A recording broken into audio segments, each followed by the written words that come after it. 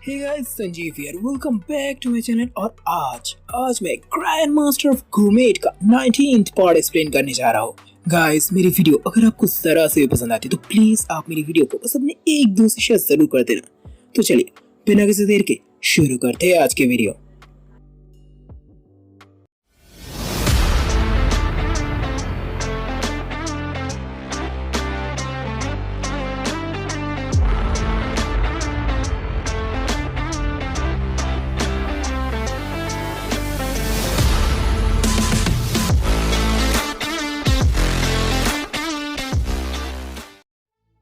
तो गाइस, पिछले पार्ट के आखिर में हम सभी लोगों ने देखा जब अपने भैया को पता चलता कि चाबी नहीं है तेंगचू के पास, तब वो हो जाते हैं हताश। लेकिन तभी तेंगचू कहता है, अबे ठंडा रख भाई।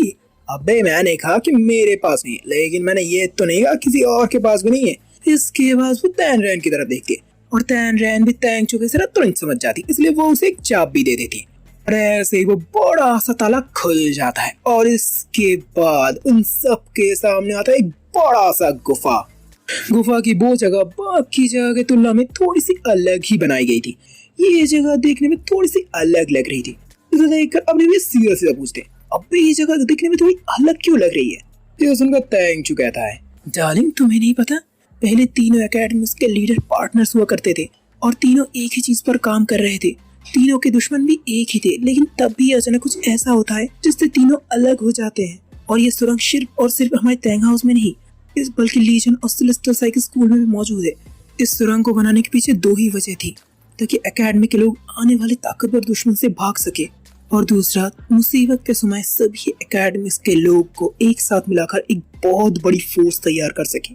वो लोग हौले बात कर ही रहे थे, तब भी वहाँ पर आ जाते वो लुंगी चोर और वो साथी, और उसे देखते फिर से अपने भैया और उनके साथी भागने लगते हैं।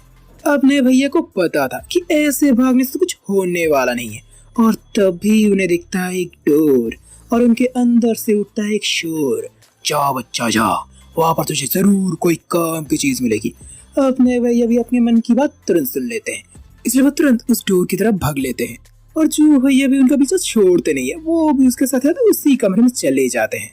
कमरे में पहुंचकर अपने भैया उस कमरे में कुछ काम का ढूंढने लगते हैं। उतनी देर में बाहर मौजूद लोग लाख कोशिशों के बाद भी उस दरवाजे को तोड़ नहीं पाते।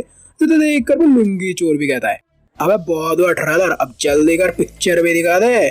और उस लुंगी चोर की बातें सुनकर उन्हीं के तीनों लोग तुरंत होली वाटर पी लेते हैं, जिसके बाद ट्रांसफॉर्म होने के बाद वो एक ही झटके में उस दरवाजे को तोड़ देते हैं। लेकिन अपने भैया की खुशकिस्मती थी कि उतनी देर में अपने भैया को भी काम की चीज मिल चुकी थी। अंदर आते वो धोती चोर बड़े रौब से कहता है, अबे चूहे, ये बिल काफी नहीं है तुझे हमसे बचाने के लिए।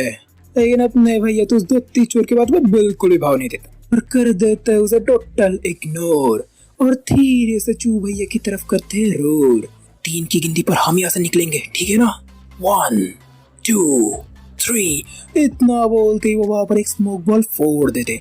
ये स्मोक बॉल भी शैंग नहीं उन्हें दिया था, और स्मोक का फायदा उठाकर दोनों भैया वहाँ से तुरंत निकल जाते हैं।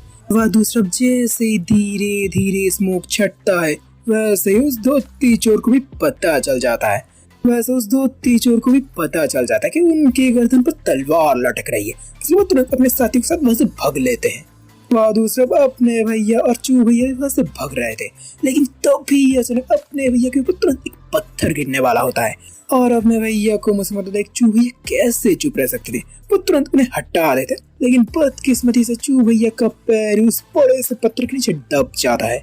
लू भैया को इस बात का जरा सा भी अंदाजा नहीं था कि चू भैया उनकी इतनी परवाह करते हैं, लेकिन उनके पास इस सब कुछ सोचने का बिल्कुल भी वक्त नहीं था। वो अपना सारा दम खम लगाकर उस बड़े से पत्थर को हटाने की कोशिश करते हैं, लेकिन वो चाह कर भी ऐसा नहीं कर पाते। तभी वहाँ पर आ जाते तैनरैन और बाकी सभी लड़कियाँ। चू भैया को मुसीबत देख तैनरैन हा हा करके हंसने लगता है और कहता है, और करो लूशियान, तुम्हारा ये लूशियान अभी कुछ नहीं कर सकता। अगर तुम्हें यहाँ से कोई बचा सकता है तो वो मैं हूँ। वैसे तो तैनरैन कर रही थी बातें बड़ी बड़ी, लेकिन पत्थर उठाते समय उसकी जुबान पर चल जाती है आरी, क्योंकि ये पत्थर था काफी भारी। तैनरैन भी लाख कोशिशों के बाद भी इस पत्थर को उठा नहीं पाती। इसे देखकर तेंगचू हताश होते हुए कहता है, छोड़ दो, अब इसका कोई फायदा नहीं। एक ही तरीका है, मेरे पैर को काट कर मुझे यहाँ से बाहर निकालना। सुनकर तो तैनरैन सत्ते में आ जाती है। वो दहाड़ते हुए कहती है, नहीं बिल्कुल भी नहीं, मुझे पता है जब ऊपर वाला अकल बांट रहा था तब तू कहीं और ही था। इसका मतलब ये नहीं तू अपने बॉडी पार्ट्स की भी बिल्कुल भी परवाह ना करे। टेनहाउस अपनी पॉइजन स्किल, असैसिनेशन और एजिलिटी की वजह से ही जाना जाता है। मैं ऐसे अपना पैर नहीं काट सकते। अपने भैया तुम दोनों भाई बहनों की तुम्हें में सुन रहे थे और अपने हाथों में अपनी बड़ी सी ब्लेड लिए खड़े हुए थे। जब वो लोग ऐसे बात कर ही रहे थे तभी वो पूरी गुफा जोरों से हिलने लगती है और तभी उस पत्थरों के बीच से आ जाता है वो धोती चोर जिसने खुद भी होली वाटर पी के रखी थी। उसे जिंदा देखकर तो दोनों भैया भुचक्के रह जाते। वो पूछते, अबे तू जिंदा कैसे बच गया? ये सुनकर वो धोती चोर उस होली वाटर को दिखाते हुए कहता है, अब ऐसे पीने के बाद कोई काबिल आदमी पहाड़ को भी हिला सकता है। इतना कहने के बाद उस धोती चोर की नजर नीचे फंसे हुए चू भैया की तरफ जाता है और वो उसे पहले मारने का इरादा बना लेता है। लेकिन अपने भैया भी बहुत तेज थे। वो एक लेवल 6 के वॉरियर थे। होली वाटर पीने के बाद भले ताकत बहुत ज्यादा बढ़ जाती है लेकिन रफ्तार में ज्यादा फर्क नहीं पड़ता। इसी वजह से इससे पहले उस धोती चोर का मुक्का अपने चू भैया तक पहुंचता, अपने भैया तुरंत चू भैया को वहां से छुड़ा लेते हैं। लेकिन अगले ही पल वो चू भैया से माफी भी मांग लेते हैं क्योंकि इस झड़प में चू भैया का पैर कट चुका था। लेकिन चू भैया को इसमें जरा सा ही परवाह नहीं थी। वो कहते हैं, अबे जान है तो जान है, अब चल यहाँ से। लेकिन वह दूसरा चू भैया के कटे हुए पैर को देखकर तो तैनरैन के उड़ जाते होश, इसलिए वो हो जाती है बेहोश। लेकिन अभी भी सिचुएशन अपने भैया की तरफ कुछ ज्यादा अच्छा नहीं था। उन्हें बहुत अच्छे से पता था कि कोई और उस धोती चोर का मुकाबला नहीं कर सकता, इसलिए वो खुद उस धोती चोर का मुकाबला करने के लिए आगे आ जाते हैं। उनके पास अभी भी अपना हर्बल थोड़ा सा बचा हुआ था। बहादुर अपने भैया के हाथ में वो सूप को देखकर वो धोती चोर भी हो जाता है अलर्ट, क्योंकि उसे पता था कि सिर्फ और सिर्फ वो सूप ही कर सकता है उसे हर्ट। इसलिए वो तुरंत अपने सैनिकों से कहता है, अब मुक्का ताक रहा, गोली चला और छल्ले छल्ले कर दे इसकी। इस बार अपने भैया के लिए चैलेंज काफी ज्यादा बड़ा था क्योंकि इस बार उनके सिर्फ और सिर्फ एक ही हाथ में ब्लेड था और इस बार उनकी तरफ आने वाली चीज कोई चाकू या सुई नहीं थी, इस बार बुलेट्स थे। लेकिन शुक्र हो अपने भैया के उन मास्टर का जिसने उन्हें एक वॉरियर जैसा ट्रेन किया था। जैसे ही दर्जनों बुलेट्स अपने भैया की तरफ आते उस एक ही पल में अपने भैया के दिमाग में पुरानी यादें झलक जाती हैं जब वो छोटे थे और खाना बना रहे थे और उस पर खाना बनाते समय कढ़ाई से कई सारे तेल और मसाले के छींटे उनकी तरफ ही आ रहे थे, जिसे देखकर उनकी मास्टर सख्ती से कहता है, लियो ध्यान दो, एक भी तेल या मसाले के छींटे तुम्हारी तरफ नहीं आने चाहिए। और अपने भैया भी देते हैं मास्टर के बातों पर ध्यान क्योंकि उनके हर एक शब्द थे कड़े बयान। लगातार प्रैक्टिस के दौरान अपने भैया इस चीज में महारत हासिल कर लेते और इसी ट्रेनिंग के साथ वो बड़े आराम से बुलेट्स को डॉज करते थे और ना सिर्फ डॉज करते, वो चलते कूदते सिर्फ और सिर्फ धोती चोर की तरफ ही आ रहे थे। लियो भैया को अपनी तरफ आते हुए देख वो धोती चोर तो जाता है अंदर ही अंदर कांप। उसे समझ में आ गया था कि उसके सैनिक नहीं कर पाएंगे अपने भैया को साफ, इसलिए वो खुद अपने भैया को मारने का सोचते, लेकिन अपने भैया उसके वार को भी रोक देते और अपने हाथों में मौजूद हर्बल सूप के बोल को सीधा उसके थोबड़े पर मार देते हैं। इसके बाद हम 15 साल पहले के समय को देखते हैं जहाँ पर तैंगचू और तैनरैन दोनों ही छोटे थे और एक साथ ट्रेनिंग कर रहे थे। तैनरैन पहले छोटी सी उम्र में बहुत ज्यादा स्लिम और खूबसूरत लगती थी और इस छोटी सी उम्र में वो काफी ज्यादा टैलेंटेड भी थी, लेकिन बेचारी की बुरी किस्मत थी क्योंकि तैंगचू के पास अपनी पॉइजन इम्यूनिटी पावर थी जिस वजह से जहर से लगा हुआ कोई भी हथियार उससे काम नहीं कर रहा था। और इसी दौरान तैंगचू बड़े आराम से अपनी छोटी बहन को हरा देती है। इस बात से तैनरैन काफी ज्यादा गुस्सी थी, इसलिए वो मुंह फुलाकर बैठ जाती है और कहती है, तो मैं तुम्हें एक दिन साबित करके दिखा दूंगी कि मैं भी ताकतवर हूँ। तभी वहाँ पर एक सैनिक आता है और डरते डरते कहता है, तैंगचू तैनरैन तुम्हारे रेड तीनों एकेडमी के काउंसिल से लौट चुके हैं, लेकिन वो बुरी तरह से घायल है। ये सुनकर दोनों ही बहुत ज्यादा परेशान हो जाते हैं, इसलिए वो तुरंत अपने पापा के पास जाते हैं जहाँ पर उनकी हालत पूरी तरह से खराब हो चुकी थी। तैनरैन को लगता है कि लीजन और सिलिस्टर से स्कूल की वजह से आज उसके पापा की ये हालत हुई है। ये सुनकर उसके पापा भी तुरंत कहते हैं, नहीं बेटी, ये अंजाम मेरे खुद के फैसले का हुआ है। तैंगचू मेरा आखिरी वक्त आ चुका है, मेरी बात ध्यान से सुनो। तैंगचू तुम्हें आगे जाकर इस टैंग हाउस का लीडर बनना है क्योंकि तुम्हारे पास पॉइजन इम्यून बॉडी है और इसके साथ ही साथ तुम्हें टैंग हाउस को और भी ज्यादा ताकतवर भी बनाना होगा और इंतजार करना होगा उस सही वक्त का जब हम तीनों एकेडमी मिलकर एक बड़ी शक्ति के खिलाफ लड़ने वाले होंगे। और इतना बोलते उसके डैड और कुछ नहीं बोल पाते। टैंग चू ने तो किसी तरह से अपने आप को संभाल लिया था, लेकिन टैन रैन बहुत ज्यादा गुस्सा थी। अपने पापा के कहने के बावजूद टैन रैन उनके मौत का जिम्मेदार उन दोनों एकेडमी समझ रही थी, इसलिए वो गुस्से से रोते हुए वहां से चली जाती है।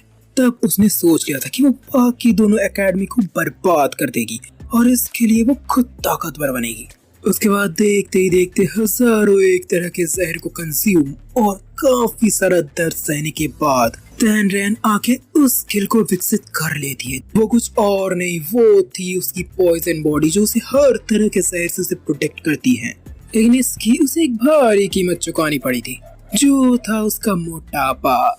और यही सोचते सोचते अचानक से ही टैन रैन की आंखें खुल जाती है। वो अब तक जो सपना देख रही थी वो और कुछ नहीं था, वो उसके बीते दिनों की याद थी। टैन रैन को उठते देख अपने भैया तुरंत उसे संभालने लगते हैं और उसे अपना बनाए सूप देने लगते हैं। लेकिन मैडम तो अभी भी अपने रुआब में थी, वो तुरंत अपने भैया के खाने को फेंक देती है, जिसे देख कर अपने भैया भी अपने खाने को तुरंत पकड़ लेते हैं और कहते हैं, अभी तो ये कर क्या रही है? अपने जीरो फिगर की तरफ एक बात तो नजर डाल, जिसे सिर्फ और सिर्फ मेरे खाने की वजह से जो मिली है। यह सुनकर टैन रैन एक पल के लिए भौचक्की रह जाती है। वो तुरंत आईने की तरफ देखती है और आईने की तरफ देखते उसके होश उड़ जाते हैं।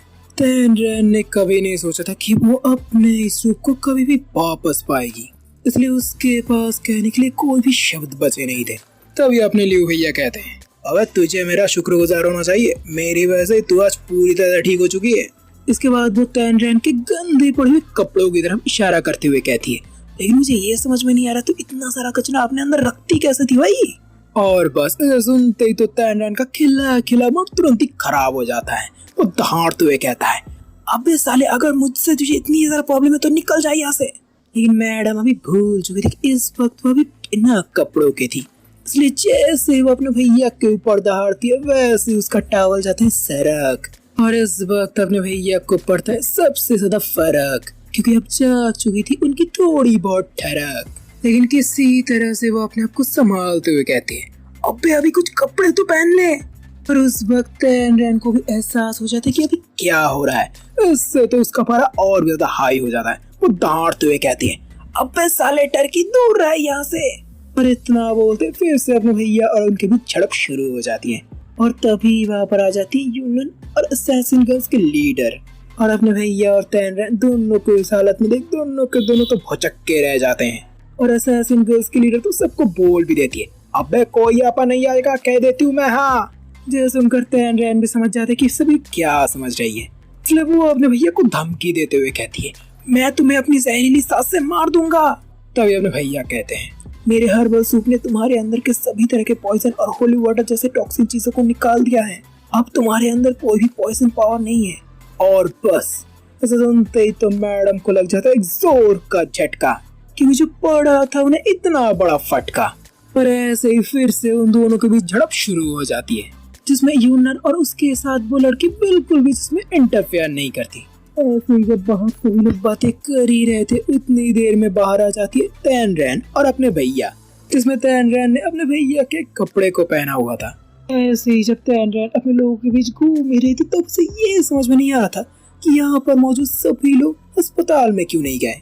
लेकिन तभी अपने भैया करते हैं एक तरफ रुख, जिससे टैन रैन के मन में छा जाता है दुख ही दुख। गाइस आज के लिए बस इतना, इससे ज्यादा तो मैं आपको सुना नहीं पाऊंगा। तो गाइस आपको क्या लगता है, अपने भैया ने ऐसा भी क्या दिखाया? टैन रैन के ऊपर दुखों का अंबार फूट पड़ा। जानने के लिए देखते रहिए आप मेरी इस कहानी को, the grand master of gourmet. Guys मेरी वीडियो अगर आपको जरा से भी पसंद आती है तो प्लीज आप मेरी वीडियो को बस अपने एक दोस्त से शेयर जरूर कर देना। तो चलिए आज के लिए विदा लेता हूँ आपसे।